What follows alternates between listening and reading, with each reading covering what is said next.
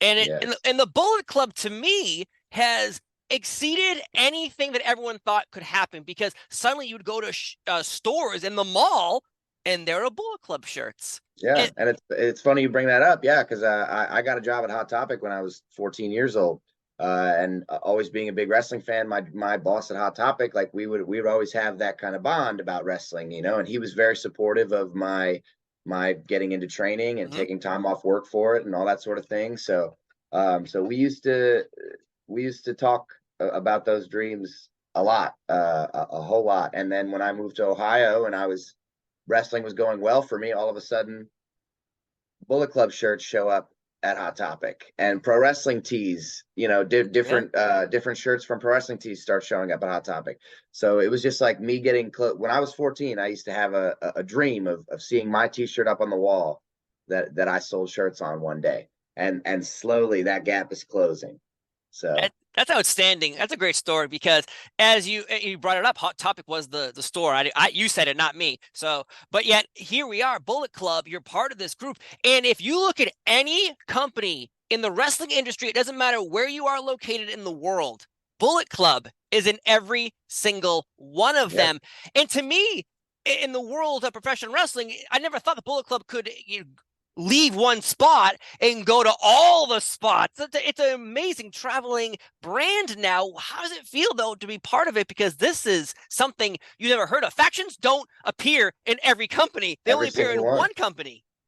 Yeah, it's absurd. It's unprecedented. I think it definitely speaks to the test. I mean, yeah, we just hit a decade of Bullet Club. 10 years, 10 years. Bullet Club's been around now, and that's really not that long. I've been wrestling for 8 years. Wow. And that's a relatively short career so far still. So like it's crazy to think that Bullet Club started, almost just before I did. So yeah, no, Wow. being a part of that, especially because of all those reaches, is I wasn't when I had the opportunity to go to Japan the first time for Best of the Super Juniors. I wasn't going to Japan thinking to myself, "Oh, I want to get into Bullet Club," you know. Right. I just wanted to break in there and make a name for myself in the best way that I could. I wanted to represent Impact Wrestling as X Division champion in the best way that I could.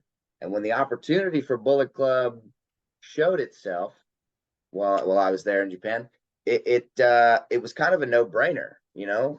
That's the top of the industry right there. Of So course. if I want to be on top, of course that was just a no brainer decision, and I'm glad that I joined because it definitely got me, and it gave me the opportunity to get closer with Chris Bay now in the way that we have as a tag team. I definitely didn't see any of that coming. Uh, as all this kind of rolled out. Like this has all been a very pleasantly surprising experience overall. I just knew it was the right move. I didn't Yeah. really know what would be in store for me. But I'm glad that me and Bay got to join forces now because we've always been such great competitors within Impact Wrestling and within the X Division.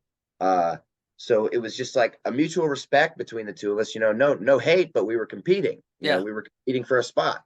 And so getting to kind of drop that wall of competition and really come together, I think is why we have gelled so well so quickly.